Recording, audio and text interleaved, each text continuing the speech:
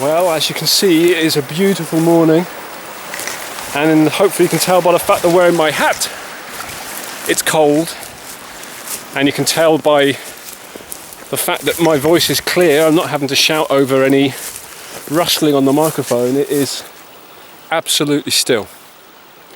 Just the sound of water, the sound of buzzards calling over there. Beautiful morning. It's the kind of morning in November, right at the end of November, when you think you'd probably be going up to the hills, the big hills, because there is snow, kind of, certainly in the Cairngorms. There is snow, there's a dusting of snow. I've seen the photos on social media these past couple of days, but we are of course in the grips of a global pandemic, and as we all know, that puts a curb on our travel plans. And I stay in Fife, which means it's tier 3 of the Scottish Government's system, which means you can't leave your local authority area for other than essential purposes. So the big hills, frustratingly, after a whole summer of having free rein pretty much to go where we like, I can't get to the hills. So what do you do instead if you can't get to the hills? Oh god, this is going to be the way it is the whole time. Fences, fences! One of the exceptions you're allowed to do for leaving your local authority is for exercise, recreation. And the official guidance is around 5 miles outside your local authority to start a walk. So that's what I've done. I have nipped into Kinross-shire, and I have spent the whole year since March, the whole of this pandemic, religiously sticking to the rules. I don't mind admitting I have done. I've done everything that I should or shouldn't. Everything I shouldn't. I've done everything I'm supposed to do, and I haven't done the things I'm not supposed to do. But when they announced these restrictions, I immediately got the tape measure out, or, well, figuratively speaking, on Google Maps to see where was within reach of Fife. Places like Tillicoultry and Dollar, which are bases for getting into the Oakhills, were under 5 miles from the very edge of Fife. Fortunately, Fife is very long at its western end. It goes a long way west, then it puts you within reach of the Oakhills. I don't think anyone's really going to take issue with the fact if you went 6, 7, 8, maybe 10 miles beyond, as long as you don't take the piss. I think that's what they're saying. Within reason, you can leave your local authority. Nevertheless, I was quite keen to make sure I was within the rules, and so where I am today, I had to drive 4.8 miles beyond Fife's boundaries to get here. Oh, fences, so many fences. Oh. Ooh.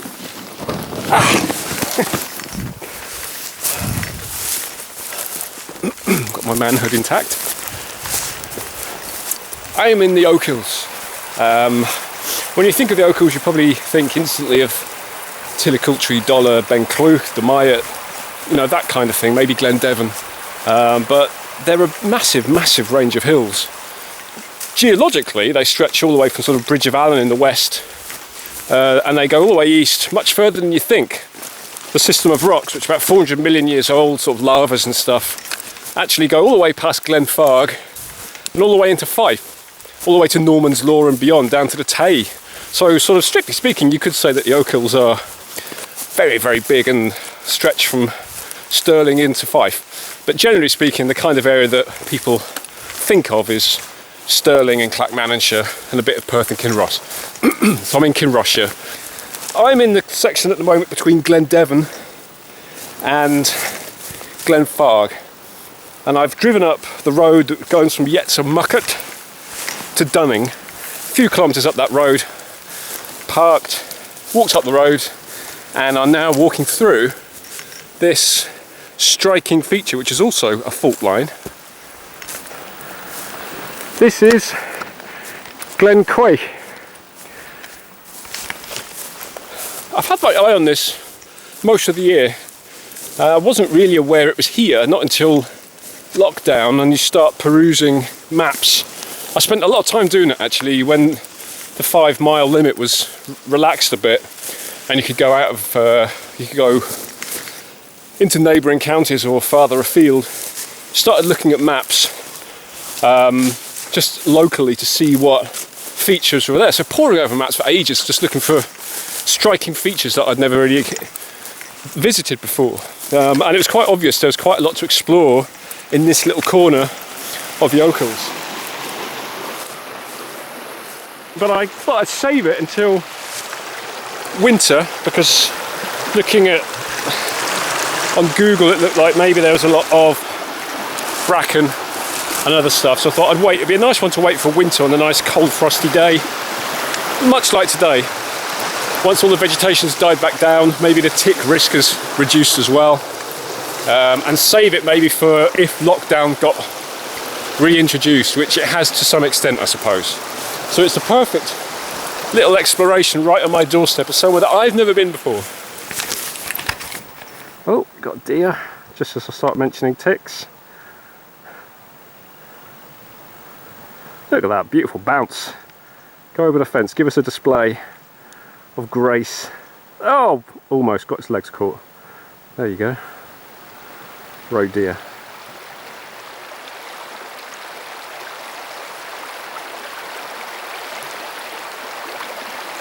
Anyway, I can genuinely say that I've been as excited about doing this walk as any other you could mention. I mean, it's not a big mountain, it's not the Cairngorms, it's not a blizzard, it's not a whiteout, it's not exciting with snow and that, you know, grandeur, but at the same time, because it is this feature that's hidden that I wasn't even aware of until recently, and yet looks so curious on the page, it just invites exploration. And for that reason I'm really excited about doing this today, taking my time. It's not long, a couple of kilometres, and then I've got half a mile to go up over Lendrick Hill, which is way up beyond there, up there, and come back down to the car.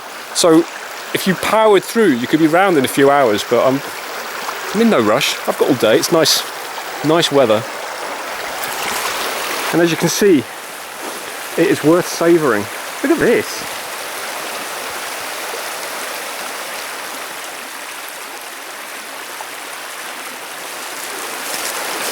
Oh, well, you see, there is adventure to be had.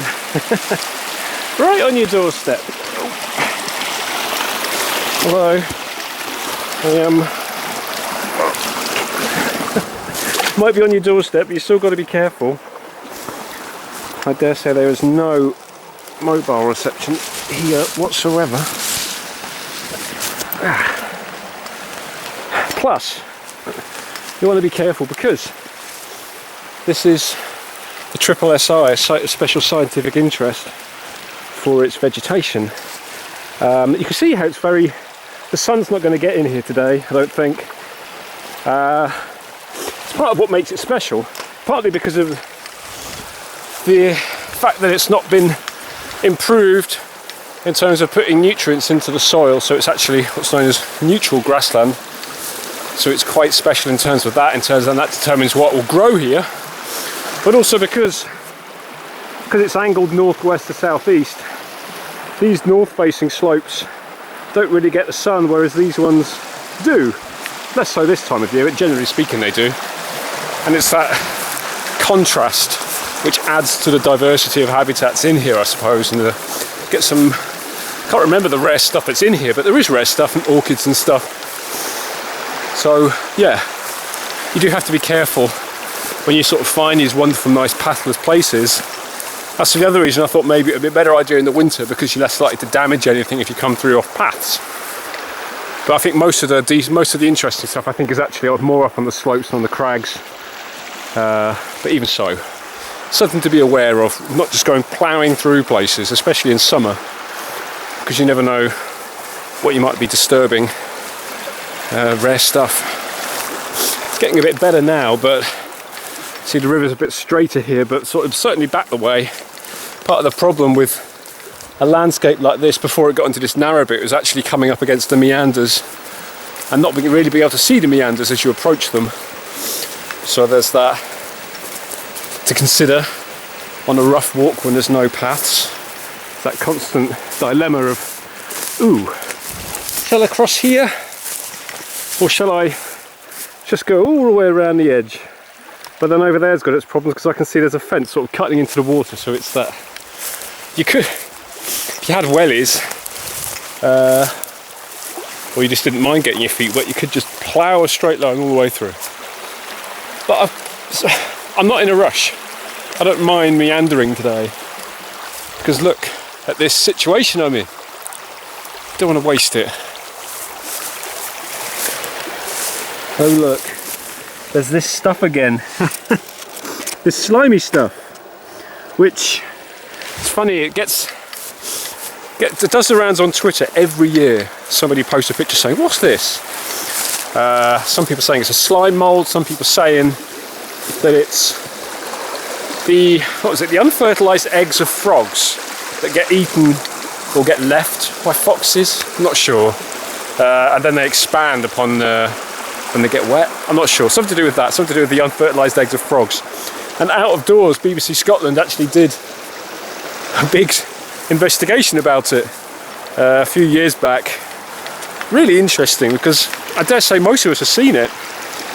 It's quite nice to have these little mysteries. It's quite nice that we don't know what everything is. So I do love it when people post things on Twitter and then the general consensus is we don't really know what it is.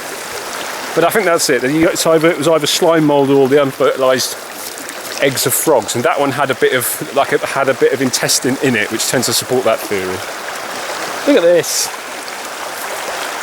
It's quite striking, isn't it? I mean, for Kinross, the same county as Loch Leven, you don't really think of it as having this sort of features, I suppose. It feels much more like, and it did feel much more like somewhere like Argyll, walking up the road this morning with the plantations. There's lots of plantations, spruce plantations up here.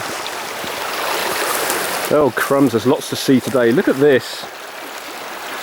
In case you needed any other illustration of how bonkers mild it's been, that is a primrose. Prima rosa, first flower. One of the first ones to come out in spring.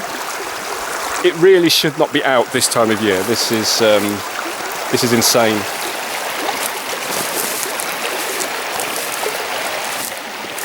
See what I was saying about the bracken though, eh? How it could be a bit of an obstacle at certain types of year. One of the first walks I did actually, once the travel restrictions got relaxed in May or June time, wasn't it? Was up part of the Oakhills I'd never been to, up right over the other side near Blackford. Starting down the A9 and going up the hills that way, and I came down onto this glen that I'd never heard of. Was it Glen Annie? Is that the word? Or Annie? I'm not sure.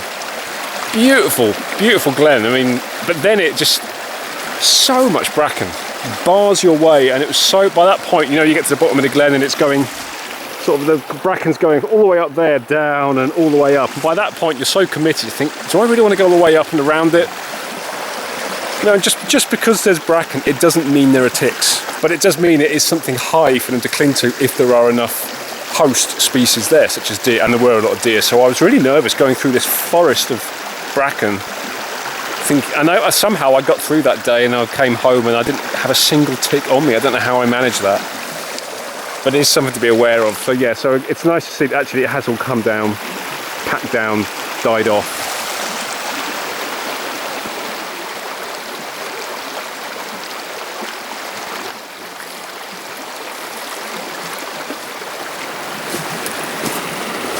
Oh well, this is interesting.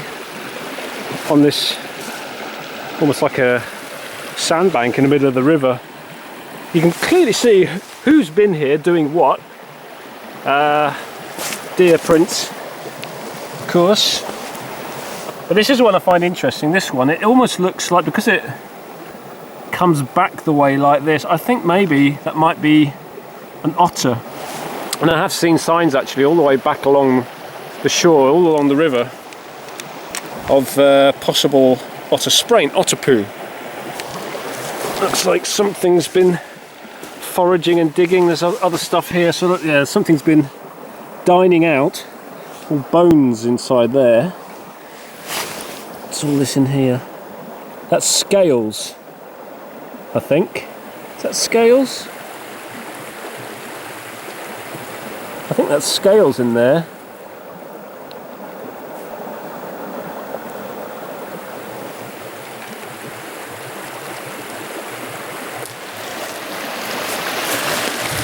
That's great. So much to see. You should get your eye in. I'm going to look at now in case some otter comes foraging up the burn.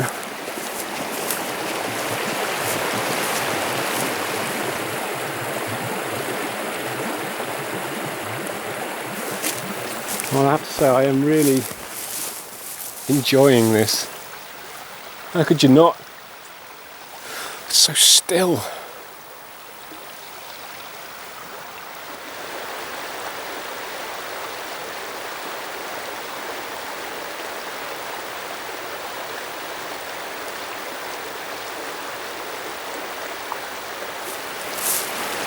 This is quite lovely. Where I really want to get actually is the glen. It goes this way, then it veers left. So you can sort of veers left there. But where those trees are up there, that's where I'm hoping to sort of end up, so I get a view back down the whole glen. I think you can get, looking at the map, it seems you can get quite a good view looking back the whole way, just from the flanks of Lendrick Hill up there.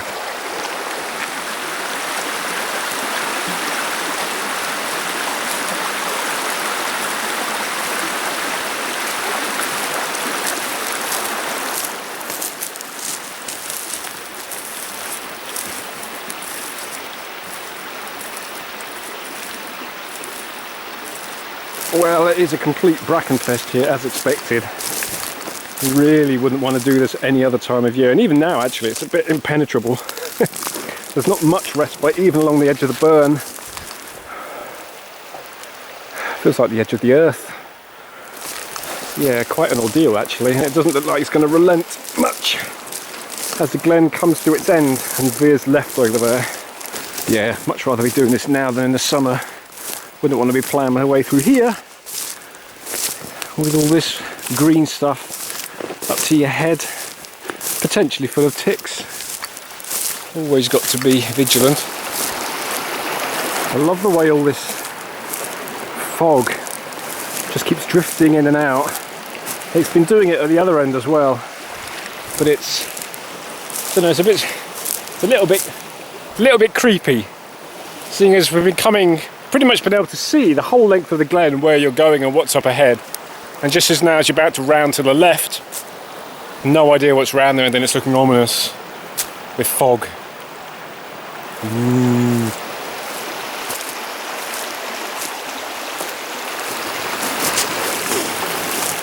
This is genuinely thrilling, actually.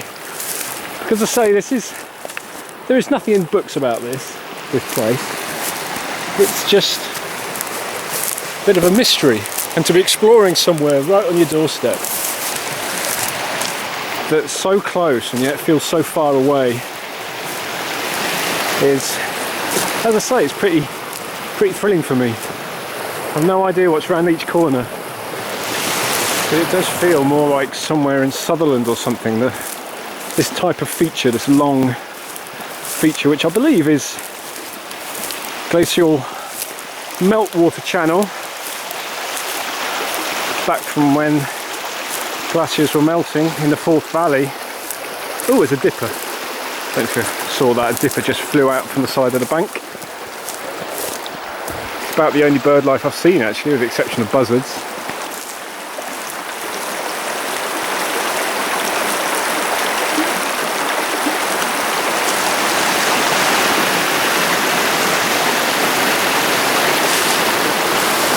Well, what do you reckon?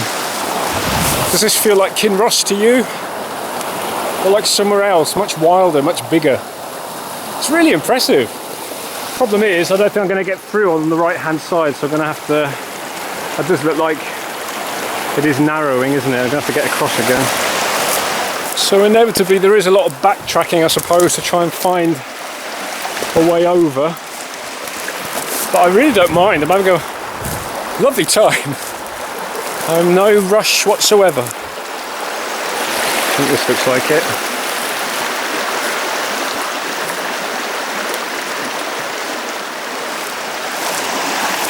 Because I really enjoy interacting with the landscape in this manner, I guess, where you don't just plough through on a path that's ready-made and clear and easy. It's quite nice sometimes if you've got the time and the inclination, you're not in a rush, and you don't mind the constant backtracking. It's like a puzzle, isn't it, in a way? Kind of figuring out the best way through the landscape. A challenge, I suppose.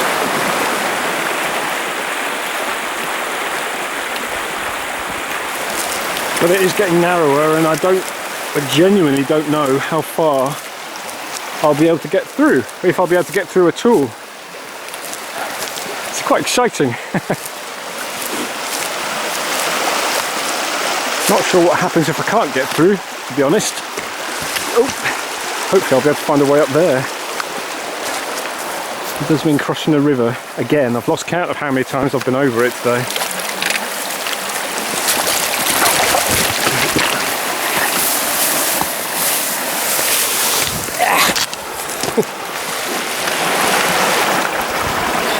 More double back.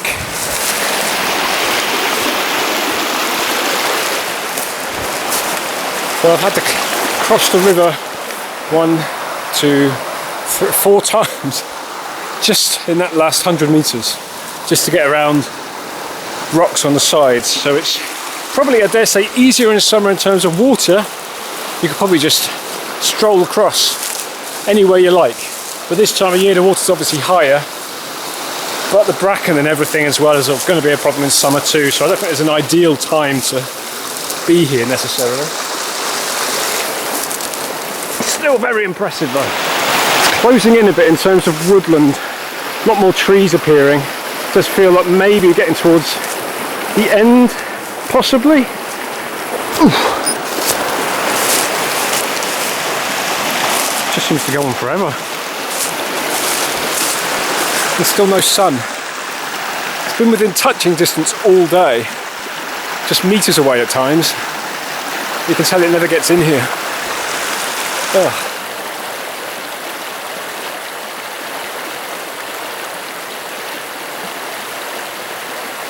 And I think it confirms the otter thing. I just found this, which is tail fins. Yeah, so that's something's eating fish in here. That's quite a big fish actually. I wonder what it is. I don't know if it's trout or salmon. It comes up here. Don't know actually. One or the other.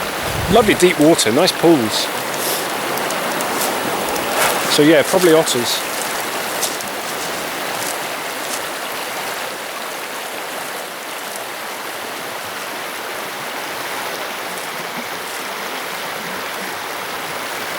Well, I think this is us opening up, and this is the end of Quay, I think. I'm pretty sure it is. Everything's getting a bit much more open over there now, so I'm going to have to try and get over the river again. Again, I've lost count. And then it's up Lendrick Hill into the sunshine. What a novelty that's going to be. But I just wanted to say, I love how, I mean, from here, it just looks like this heavily wooded, dense, impenetrable glen, which isn't far from the truth, to be honest, having just walked through it. But I love how there's no real hint through there of what awaits you. You know, I think it'd be quite a thrill to sort of come through from this side, going through, exploring up a bird, and to burst through from this end, all that narrow stuff, not really knowing what's beyond it, and then it exploding out into that majestic straight line, that fault that cuts all the way northwest. It's putting off the inevitable. I don't think I'm going to have to get my feet wet this time, I think. Right, let's go and find some sunshine.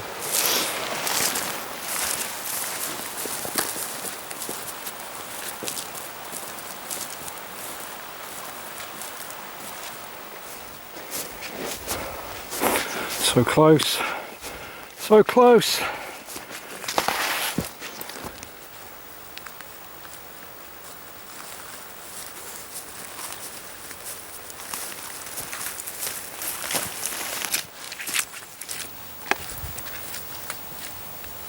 Oh, that is an absolute blessed relief. Wonderful as it's been, it's so nice to get back out into the sunshine, to feel a bit of warmth and just get rid of that general dampness, that pervading sense of dampness that's down there. Ah, sunshine. I mean, it really is like night and day, isn't it? Blue, colour, shadow, definition, it's all up here. And the amazing thing is, you sort of look at what's out that way. I mean, just a stone's throw away. This is the Lomond Hills. That's Bishop Hill, West Lomond hiding behind this larch. Loch Leven is here. So that's Kinross and Milnathort. I mean, it's there within touching distance. And yet, tucked away along here in the shadows and all the way behind this hill, is this incredible other world. Oh, that feels amazing. It's amazing. I think it's time to eat something. I think it's time for coffee and cake. Oh.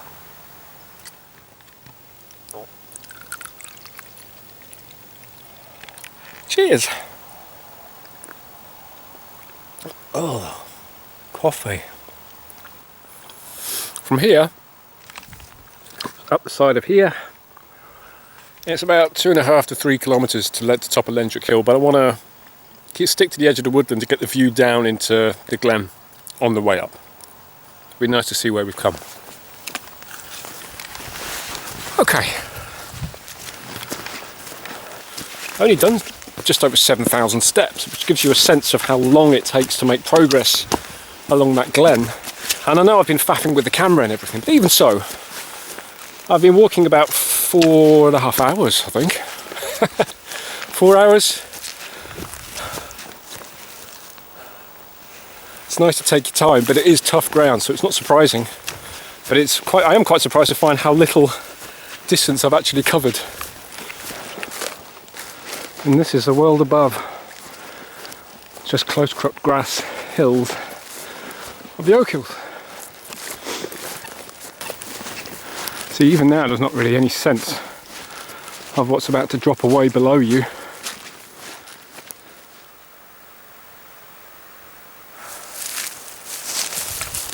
Oh my life. Well, that's impressive, isn't it?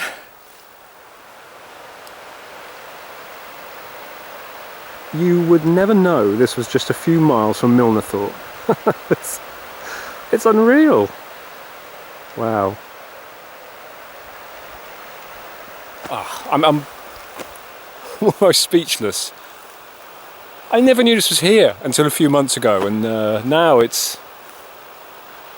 up there with, you know, some of the most memorable, impressive wee glens that I think I've walked through.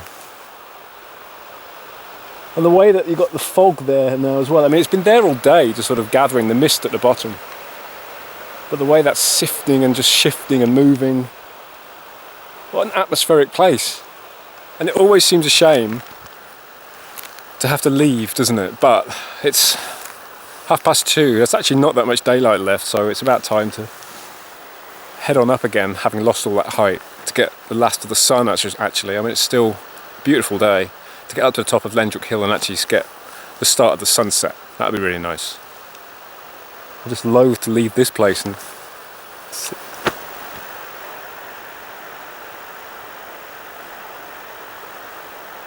Right.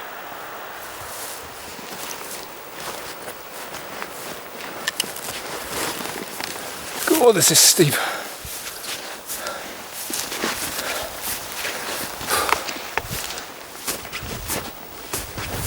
Well, I naively thought it might be a straightforward finish, just up a grassy hillside. It's not a hope. Fences everywhere, deer fences at that, for all these plantations. So it's a long way around there and up the side, and summit's up there somewhere. Bit of exertion to finish. Well, it may not even be 500 metres high, but it's making me work for it. But like I say, I don't mind, because this is supposed to be a substitute for getting to bigger hills in winter. And I feel tired. There's lots of scrambling today, lots of holding on to things. So it has felt like a bigger day than it really is. Anyway, surely we're almost there.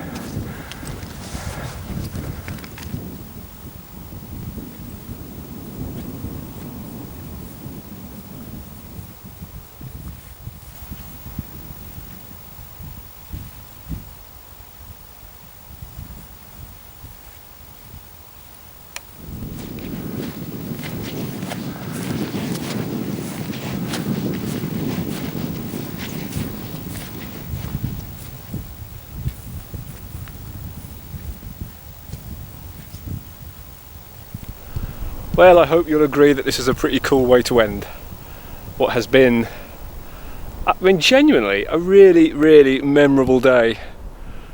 I don't think I've had such a sort of demanding, wild, remote feeling day, and you know, as long as that as well, so close to home. I mean, home it's right over there.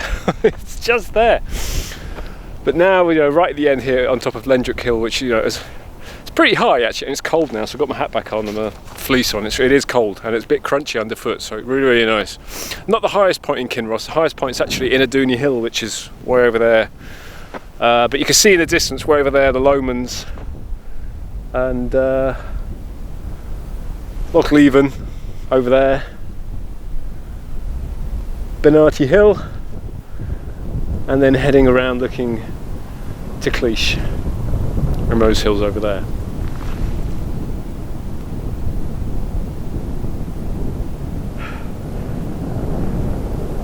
Seems a bit harsh to head down immediately, so I'm hanging around just a little bit, just watching the sun go down, getting the colours coming out. Fitting way to end. It's wonderful. What a day. And a new hill for me too, which is always welcome. Okay, the way down, the car's actually somewhere down there. So I've got to come back through the plantation and down, pick up the track, and it's a forest track all the way back down to the Dunning Road. It won't take long, it'll only be about half an hour from here. Okay, off we go.